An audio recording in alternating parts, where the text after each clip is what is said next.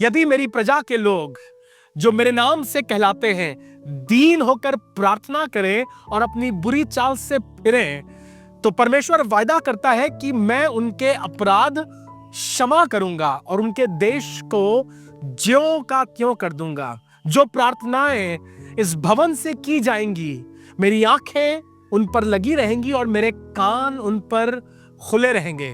ये वायदा आसमान के खुदा ने सुलेमान से किया। The day he inaugurated that massive building, it was a spectacular architecture। और इतनी भव्य ये बिल्डिंग बनाई गई, ये मंदिर बनाया गया कि सारी दुनिया में ऐसा कुछ नहीं था। इसकी दीवारें सोने से मढ़ी गई थीं। और खुदा ने वायदा किया, अब जो दुआ यहां से की जाएगी, जो प्रार्थना की जाएगी, I will answer those prayers. प्रार्थना मसीही जीवन का एक बहुत महत्वपूर्ण अंग है। And without prayer we can not even imagine our life. सारी दुनिया में सब जगह इंसान दुआ करता है, कोई हाथ उठाकर, कोई सर झुकाकर, कोई हाथ जोड़कर, कोई घुटने टिकाकर, कोई पहाड़ों पर चढ़कर, कोई गुफाओं में छिपकर, कोई समुंदर की तह में और कोई ठंडी बर्फीली जगहों पर दुआ सब करते हैं। मालूम क्यों? क्योंकि हमें मालूम है इन दुआओं का जवाब मिलता है। पर कहां से ये दुआ शुरू हुई? Who initiated the prayer? कभी सोचा? उत्पत्ति 4 अध्याय में और उसके 25वें पद में जब परमेश्वर आदम और हवा को तीसरा बेटा, जिसका नाम सेत है, वो इनायत करता है, क्योंकि आदम और हवा का बड़ा बेटा कैन छोटे भाई हाबिल को मार देता है, खानदान बिखर जाता है। आदम हवा बहुत उदास, बहुत निराश थे, दुखी थे। But now after the birth of Seth, वो कहते हैं परमेश्वर ने हमें हाबिल के बदले संतान दी है। और फिर सेथ की वंशावली, या इन दी सेथ लाइन वी सी इनोश, और लिखा हुआ है आखिरी पद में, और मनुष्यों ने इनोश के बाद से प्रार्थना करना प्रारंभ किया। After the birth of Enos the prayers began. वाह, कितना अच्छा नाम कि इनोस के बाद दुआएं शुरू हो गई।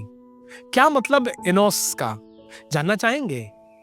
इनोस का मतलब होता है कमजोर, निर्बल, मट्टी से निकाला गया। ये कौन रखता अपने बच्चे का नाम? अपने बच्चे का नाम रखते हैं हम जोरावर सिंह, दारा सिंह, बलवंत राय। ये कौन नाम रखता है? कमजोर, मट्टी, निर्बल। मेरे एक भाई का नाम है एनोश, आर्मी में है, बॉडी बिल्डर है। तुम्हारे नाम का मतलब है कमजोर। पर कमजोर क्यों? याद है आपको कहानी? इसी 4 अध्याय का पहला पद कहता है, और आदम हवा के पास गया, उसने कैन को जन्म दिया। और हवा कहती है, मैंने परमेश्वर की सहायता से एक पुरुष पाया है। She meant, I have received a man from the Lord। एक बलवंत आदमी, एक मर्द जो बदला लेगा, हमारे बागेदन से निकाले जाने का, सांप से बदला लेगा। क्योंकि परमेश्वर ने भविष्यवाणी करी थी और कहा था कि स्त्री का वंश और सांप के वंश के बीच में बैर होगा। स्त्री का वंश सांप के सर को कुचलेगा और सांप का वंश उसकी एड़ी को डसेगा। So Eve thought the prophecy will be fulfilled in Cain. और उसने कहा, ये मर्द आया है और ये आकर के हमारा बदला लेगा, मेरे करण अर्जुन आएंगे। पर कहानी उल्टी हो गई। ये कैन खुद गुनाह के हाथों हार गया, गुस्सा, नफरत, हत्या में फंस गया। अब जब आखिरी पद में एनोस का जन्म होता है, तो एनोस का बाप सेत कहता है, मेरे माँ बाप ने गलती करी थी। उन्हें लग रहा था कि वो कैन से, उसकी ताकत के बल से शैतान से लड़ सकते हैं, जीत सकते हैं, पर यह संभव नहीं है। I will name my son Enosh, that means weak people। पर हम कमजोर और निर्बल लोग सिर्फ तभी जयवंत हो सकते हैं जब हम खुदा से अपनी बातें कहें। निर्बल, कमजोर लोगों, जिनके पास रुपया नहीं, पैसा नहीं, बहुत बुद्धि नहीं, बहुत बलवान नहीं, तुम्हारा एकमात्र सहारा तुम्हारी प्रार्थना है। और अगर तुम्हें प्रार्थना करनी आती है और तुम्हें मालूम है किससे दुआ करनी है, तो तुम दुनिया के किसी भी धनवान से अधिक अमीर हो, किसी भी बलवान से अधिक बढ़कर बलवंत हो, और किसी भी ऊंचे आदमी से बढ़ करके तुम सामर्थी हो, क्योंकि तुम्हारी दुआओं का जवाब देने वाला खुदा सामर्थी है। एनोश के बाद से प्रार्थना शुरू हो गई। कमजोरी, निर्बलता, अपने आप को जब असहाय पा रहा है, इंसान को महसूस हो रहा है हम मिट्टी है, हम अपने आप नहीं कर सकते, we are weak vessels, the prayers initiated.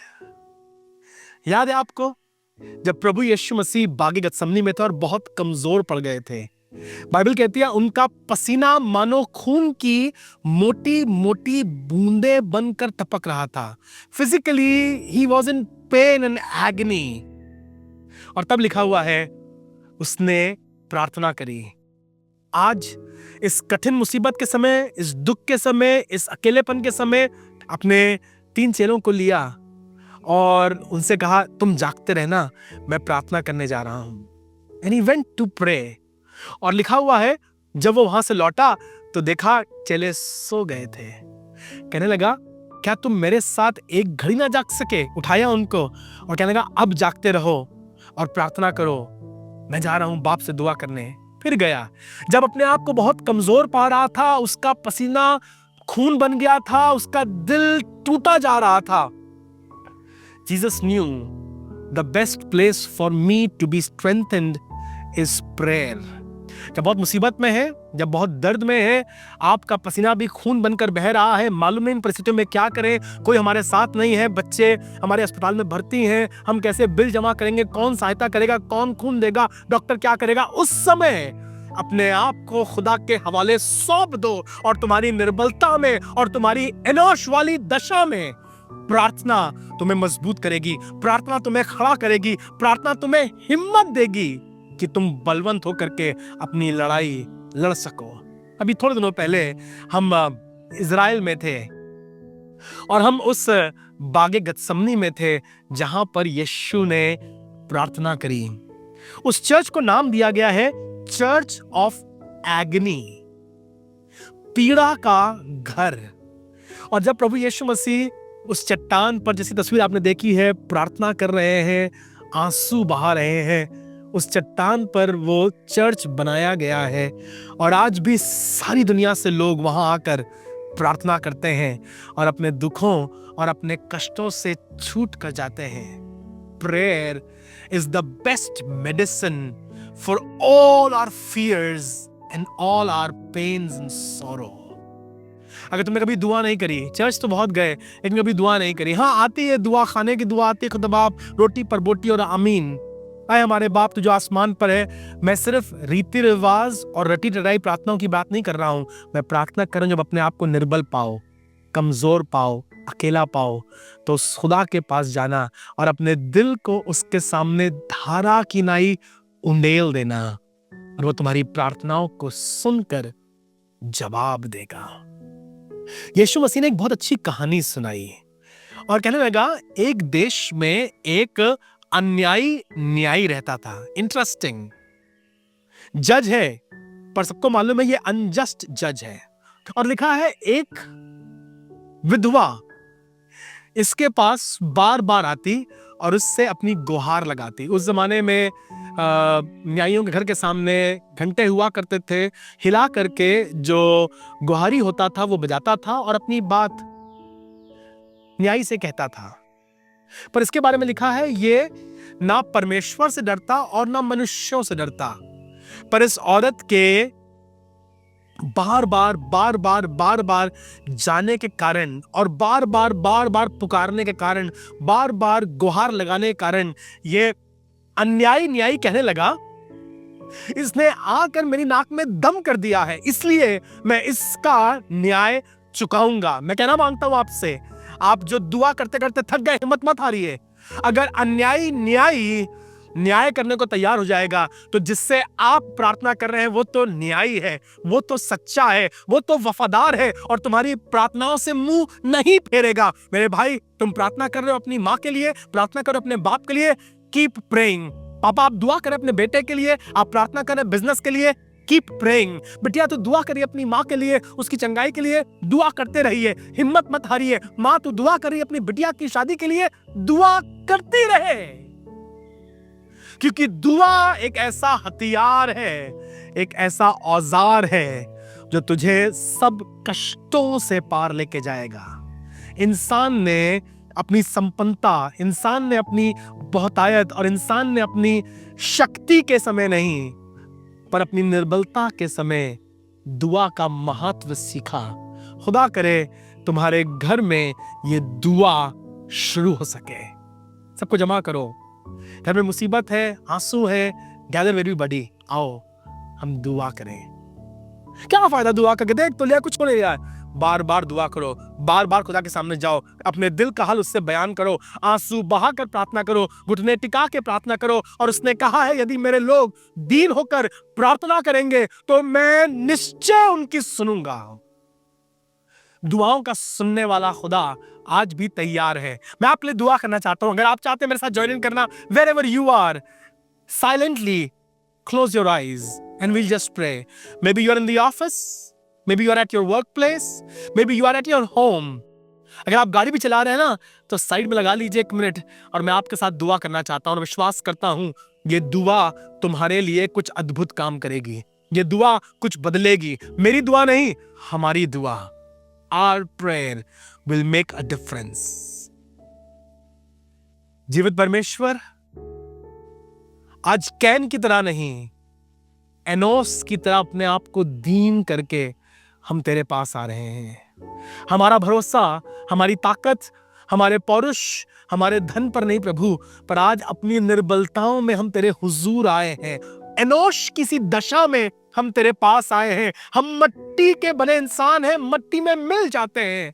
हम तेरे पास आए खुदावन, और आज मैं दुआ कर रहा हूं अपने हर भाई, अपनी बहन, अपने अजीज के लिए खुदावन, जो तेरे सामने अपने हाथों को फैलाए हैं और अपने मन को उंडेल रहा है।